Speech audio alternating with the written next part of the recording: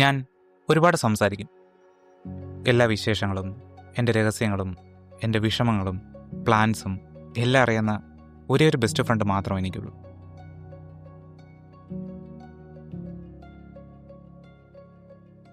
നോക്കണ്ട, ഇൻട്രോവേർട്ടാണ്, ഭ്രാന്തൊന്നുമില്ല. യെസ്, ഞാൻ നേരത്തെ പറഞ്ഞ പോലെ ഞാൻ എന്നോട് തന്നെ എനിക്ക് ഏറ്റവും അധികം സംസാരിക്കുന്നത്. അതിൻ്റെ അർത്ഥം ഞാൻ ആൻറ്റി സോഷ്യലൊന്നുമല്ല. ജസ്റ്റ് ആൻ ഇൻട്രോവേർട്ട് എന്ന് വെച്ചാൽ അന്തർമുഖൻ, ഷൈ എന്നൊക്കെയാണ് ഗൂഗിളിൽ മീനിങ് കാണുന്നത്. ഷൈ ആണ്. ഞങ്ങൾ ഇൻട്രോവേർട്ട്സ് സമയം കിട്ടുമ്പോഴൊക്കെ ഒറ്റയ്ക്ക് സ്വസ്ഥമായിട്ടിരിക്കാൻ ആഗ്രഹിക്കും. ആരോടും അധികം സംസാരിക്കാതെ സ്വസ്ഥമായിട്ടിരുന്ന് മനസ്സിനെ എവിടെയൊക്കെയോ അറിയാൻ വിട്ടിട്ട് ചിലപ്പോൾ ഒരു ബോൾ അല്ലെങ്കിൽ ഒരു പേനയും പേപ്പറും മാത്രം മതിയോ ഞങ്ങൾക്ക് ഒരു ദിവസം മുഴുവനും തള്ളി നീക്കാൻ വേണ്ടിയിട്ട്. ഞങ്ങൾക്ക് ബോറടിക്കാറേയില്ല. പക്ഷേ ഞങ്ങൾക്കും ബോറടിക്കും കുറേയേറെ ആൾക്കാരുടെ ഇടയിൽ പെട്ടുപോകുമ്പോൾ. അതല്ലാന്നുണ്ടെങ്കിൽ ഞങ്ങളുമായിട്ട് അധികം കംഫർട്ടബിൾ അല്ലാത്ത, അല്ലെങ്കിൽ എനിക്ക് അധികം കംഫർട്ടബിൾ അല്ലാത്ത ആൾക്കാരുമായിട്ട് ഇരിക്കേണ്ടി വരുമ്പോൾ അത് മിക്ക ഇൻട്രോവേർട്സിൻ്റെ അവസ്ഥ അങ്ങനെ തന്നെയായിരിക്കും. പലരും അത് ഞങ്ങൾ ഇൻട്രോവേർട്സിൻ്റെ അഹങ്കാരമായിട്ടോ ആറ്റിറ്റ്യൂഡായിട്ടോ ഒക്കെ കാണാറുണ്ട്. പക്ഷേ ഞങ്ങളെ കളിയാക്കുന്ന എക്സ്ട്രോവേർട്സ് എത്ര പേർക്ക് അധികം ആൾക്കാരോ ഫോണോ ഒന്നുമില്ലാതെ ഒറ്റയ്ക്ക് ഇരിക്കാൻ കഴിയും?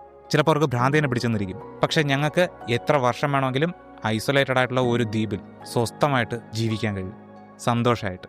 പക്ഷേ എനിക്കിവിടെ തോന്നിയ മറ്റൊരു കാര്യം, ഇൻട്രോവേർട്സിന് ഉള്ളതിനേക്കാൾ കൂടുതൽ അഡ്വാൻറ്റേജസ് എപ്പോഴും എക്സ്ട്രോവേർട്സിന് കിട്ടുന്നുണ്ട് എന്നാണ്. കോൺഫിഡൻസ് എന്ന് പലരും പറയാറുണ്ട്, ആരെങ്കിലും ഇവിടെ വോയിസ് റേസ് ചെയ്ത് സംസാരിച്ചു. പക്ഷേ ഞങ്ങൾക്കും കുറേയേറെ പറയാനുണ്ട്, ഞങ്ങൾ പറയുന്നുമുണ്ട്. പക്ഷേ അതാരും അധികം കേൾക്കില്ല. കാര്യം ഞങ്ങളുടെ മനസ്സിലാണ് അധികം സംസാരിക്കുന്നത്. കല്യാണങ്ങൾ, ബർത്ത്ഡേ പാർട്ടീസ്, നെറ്റ്വർക്കിംഗ് പാർട്ടീസ്, വലിയ ക്ലയൻസ് ഒക്കെ വരുന്ന ഇടങ്ങളിൽ ഞങ്ങളുടെ സ്ഥാനം എവിടെയാണെന്ന് അറിയാം. മാക്സിമം മുങ്ങാൻ ശ്രമിക്കും. അതിന് പറ്റിയില്ല എന്നുണ്ടെങ്കിൽ പുറത്തേക്കും. പങ്കെടുത്താലേ പറ്റുള്ളൂ എന്നുണ്ടെങ്കിൽ ആരും ശ്രദ്ധിക്കാത്ത ഏതെങ്കിലും ഒരു മൂലയിൽ. പക്ഷേ പലരുടെ ഒരു തെറ്റിദ്ധാരണ ഞങ്ങൾ ഇൻട്രോവേർട്സിന് അധികം ആൾക്കാരുമായിട്ട് സോഷ്യലൈസ് ചെയ്യാൻ കഴിയില്ല എന്നാണ്. പക്ഷേ അതൊരു തെറ്റിദ്ധാരണ മാത്രമാണ്. ഞങ്ങൾക്കും കഴിയും. ടെമ്പററി ആയിട്ട് ഞങ്ങൾക്കും എക്സ്ട്രോവേർട്സിനെ പോലെ മാറാൻ കഴിയും. ആ ഒരു മൊമെൻറ്റിനെയാണ് ആംബിവെർട്ട് എന്ന് പറയുന്നത്. പക്ഷേ അങ്ങനെ ആംബിവെർട്ടായി ഞങ്ങൾ ഒരുപാട് പേരുമായിട്ട് ഇൻട്രാക്ട് ചെയ്ത് കഴിഞ്ഞതിന് ശേഷം ഞങ്ങൾക്ക് കുറച്ച് നേരം ഒറ്റയ്ക്ക് ഇരിക്കേണ്ടി വരും. എന്നാൽ മാത്രമേ ഞങ്ങൾക്കൊന്ന് റീചാർജ് ചെയ്യാൻ കഴിയുള്ളൂ. അങ്ങനെ ഒറ്റയ്ക്കിരുന്ന് റീചാർജ് ചെയ്യുന്നത് ഞങ്ങൾക്ക് ഫുഡ്, വാട്ടർ, ഷെൽട്ടർ എന്ന് പറയുന്ന പോലെ വളരെ പ്രാഥമികമായിട്ട് ഞങ്ങൾക്ക് കിട്ടേണ്ട അവകാശങ്ങളിലൊന്നാണ്. അതിൻ്റെ പിന്നിലൊരു സയൻസ് ഉണ്ട്, ഞാൻ പറഞ്ഞുതരാം. നമ്മുടെ എല്ലാവരുടെയും ബ്രെയിനിൽ 2 പ്രധാനപ്പെട്ട കെമിക്കൽസ് ഉണ്ട്, dopamine and acetylcholine. Dopamine നമുക്ക് എനർജി തരും. പുതിയ ആൾക്കാരെ കാണുമ്പോൾ, പരിചയപ്പെടുമ്പോൾ, എന്തെങ്കിലും ഇൻസൈൻ ആയിട്ടുള്ള, അല്ലാന്നുണ്ടെങ്കിൽ എന്തെങ്കിലും ചലഞ്ചിങ് ആയിട്ടുള്ള ആക്ടിവിറ്റീസ് ചെയ്യുമ്പോൾ, ഓർ ഈവൻ ഇൻസ്റ്റാ റീൽസ് കാണുമ്പോൾ പോലും. പക്ഷേ ഞങ്ങൾ ഇൻട്രോവേർട്സിന് കുറച്ച് ഡോപ്പമൈൻ മാത്രമേ ഉൾക്കൊള്ളാനാവൂ. അത് കഴിഞ്ഞാൽ ഞങ്ങൾക്കത് ഓവർവെൽമിംഗ് ആയിട്ടും അല്ലാന്നുണ്ടെങ്കിൽ ഞങ്ങൾക്ക് അത് തന്നെ ബോറടിച്ചു തുടങ്ങും. അതിനാലാണ് ഞങ്ങൾ കുറച്ചുകൂടി എളുപ്പമുള്ള സ്ലോ ബേണിംഗ് ഫീലിംഗ് ആഗ്രഹിക്കുന്നത്. അത് ഞങ്ങൾക്ക് അസറ്റൈൽ കോളിൻ വഴിയാണ് കിട്ടുന്നത്. അങ്ങനെ ഞങ്ങൾ ഒറ്റയ്ക്കിരിക്കുമ്പോൾ ഇത്തരത്തിലുള്ള സ്ലോ ബേണിംഗ് ഫീലിംഗ് കിട്ടുമ്പോൾ ഞങ്ങൾക്ക് ചുറ്റുമുള്ള ലോകം ഭയങ്കര പീസ്ഫുള്ളാവും. ഞങ്ങൾ ഇൻട്രോവേർട്സ് എന്തെങ്കിലും ഒരു കാര്യത്തിൽ ശ്രദ്ധ കേന്ദ്രീകരിക്കുമ്പോൾ, അതായത് വായിക്കുമ്പോൾ, എഴുതുമ്പോൾ, ഓർ ഈവൻ ഒരു ബോൾ വെച്ചിട്ട് എന്തെങ്കിലും ഒരു ഗെയിം ഒറ്റയ്ക്കിരുന്ന് കളിക്കുമ്പോൾ, അതുമില്ലാന്നുണ്ടെങ്കിൽ പേന വെച്ചിട്ട് ചുമ്മാ ഇതുപോലെ എന്തെങ്കിലുമൊക്കെ ചെയ്യുമ്പോൾ, പഠിക്കുമ്പോൾ, അങ്ങനെ ഒറ്റയ്ക്കിരുന്ന് നമുക്ക് എന്തെങ്കിലും പുതിയൊരു ഹോബിയെ പറ്റിയിട്ട് നോക്കുമ്പോൾ, എന്തെങ്കിലും ചെയ്യുമ്പോൾ നമുക്ക് ഒരുപാടേറെ അസറ്റൈൽ കോളിൻ നമുക്ക് കിട്ടും. അതിനാലാണ് ഞങ്ങളെപ്പോഴും ഒറ്റയ്ക്കിരിക്കാൻ ആഗ്രഹിക്കുന്നത്. അങ്ങനെ ഒറ്റയ്ക്കിരിക്കുന്ന സമയത്ത് ഞങ്ങൾ ഇൻട്രോവേഴ്സിന് ചുറ്റുമുള്ള ലോകം വളരെയേറെ ശാന്തമാകും. വളരെ ഒരു പറഞ്ഞറിയിക്കാൻ കഴിയാത്തൊരു പീസ്ഫുള്ളാണ് ഞങ്ങൾക്കപ്പോൾ കിട്ടുന്നത്. അതൊരു പക്ഷേ എക്സ്ട്രോവേർട്സിന് എത്ര ആലോചിച്ചിരുന്നാലും എന്തായിരിക്കും അതൊന്നും പോലും മനസ്സിലാക്കാൻ കഴിയണമെന്നില്ല. പല ഇൻട്രോവേർട്സിനും റിലേറ്റ് ചെയ്യാൻ കഴിയുന്നൊരു കാര്യമായിരിക്കും, ഇങ്ങനെ ഇൻട്രോവേർട്ടായി ഇരിക്കല്ലേ, മുറിയിൽ എപ്പോഴും അടച്ചുപൂട്ടിയിരിക്കുന്നത് എന്തിനാ, നീ എന്തിനാണ് എപ്പോഴും ഒറ്റയ്ക്കിരിക്കുന്നത്, എന്തിനാണ് എപ്പോഴും ഒറ്റയ്ക്ക് നടക്കുന്നത്, എന്തിനാണ് ഒറ്റയ്ക്ക് ആഹാരം കഴിക്കാൻ പോകുന്നത് എന്നുള്ള ചോദ്യങ്ങളൊക്കെ. അത്തരം ചോദ്യങ്ങൾ ഞാനും കേട്ടിട്ടുണ്ട്. എന്നിരുന്നാലും പണ്ട് ഞങ്ങളോട് ചോദിച്ചെന്ന ഇതേ ചോദ്യങ്ങൾ ഇപ്പോൾ ഇത്തിരി കുറഞ്ഞു തുടങ്ങിയിട്ടുണ്ട്. കാര്യം ആൾക്കാർ കൂടുതൽ ഇൻട്രോവേർട്സിനെ മനസ്സിലാക്കാനും അവരെ റെക്കഗ്നൈസ് ചെയ്യാനും എല്ലാം പഠിച്ചു തുടങ്ങിയിട്ടുണ്ട്.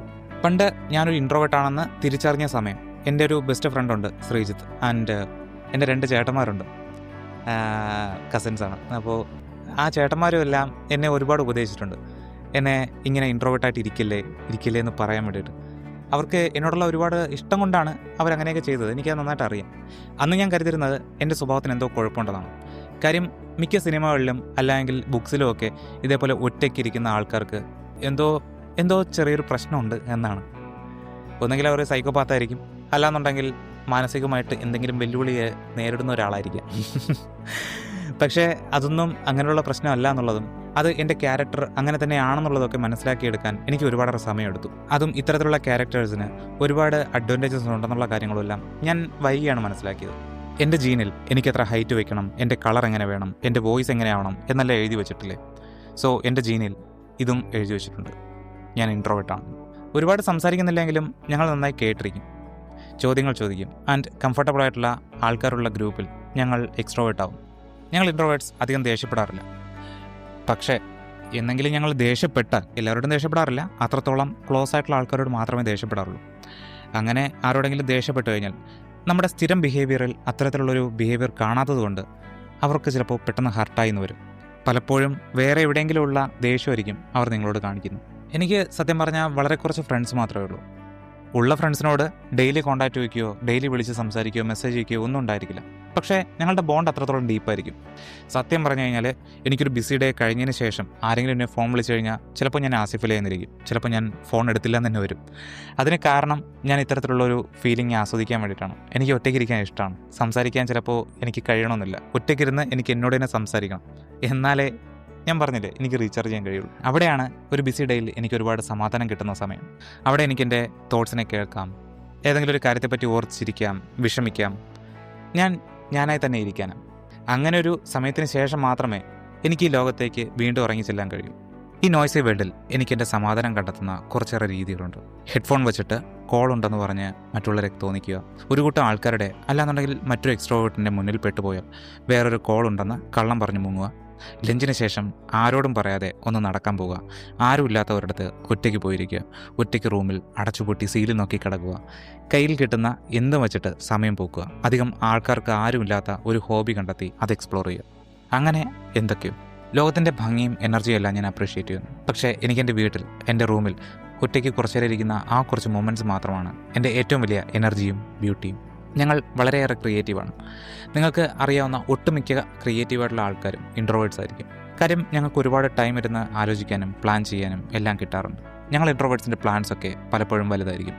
ചിലപ്പോൾ ഒരിക്കലും നടക്കാൻ തന്നെ സാധ്യതയില്ലാത്ത കാര്യങ്ങളായിരിക്കും ഞങ്ങൾ ഒരു വലിയൊരു പ്ലാനാക്കി വെച്ചിട്ട് ചിലപ്പോൾ സക്സസ് ആക്കുന്നു.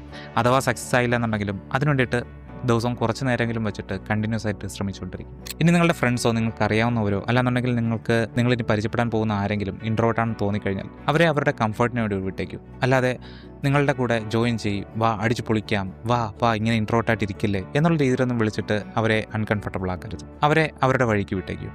ഞങ്ങൾ ഇൻട്രോവേർട്സ് ആഗ്രഹിക്കുന്നതും അതാണ്. See you in the next video.